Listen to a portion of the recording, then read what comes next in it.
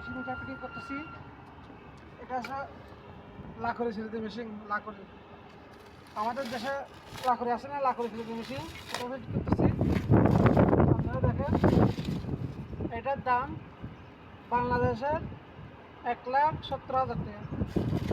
কাতারের রিয়াল হইলে আমার 5,200 টাকা কাতারের রিয়াল।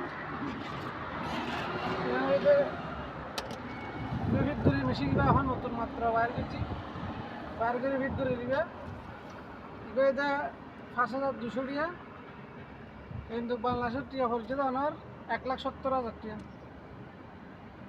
মেশিন কিবা নতুন মেশিন ফিট করে গেলে এখন এটা একজন কাস্টমার কিনে নিয়ে কাস্টমারের ফিট করে দেওয়া